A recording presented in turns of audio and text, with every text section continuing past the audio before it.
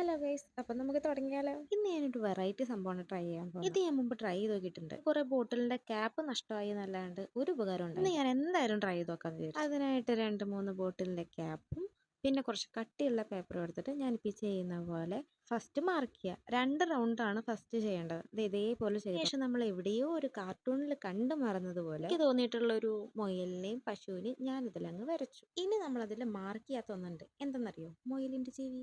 ആ ചെവി നമ്മൾ എക്സ്ട്രാ വരച്ചിട്ട് കട്ട് ചെയ്തെടുക്കാം. അങ്ങനെ കട്ട് ചെയ്ത് കഴിഞ്ഞിട്ടുണ്ടെങ്കിൽ പിന്നീട് നമ്മുടെ അടുത്ത ചലഞ്ച് എന്ന് പറയുന്നത് കളർ ചെയ്ത് കൊടുക്കുന്നതാണ്. നിങ്ങൾക്ക് ഇഷ്ടമുള്ള കളർ ഇഷ്ടമുള്ള രീതിക്ക് നല്ല ക്യൂട്ടായിട്ട് പോലെ നിങ്ങൾക്ക് ചെയ്യാവുന്നതാണ്.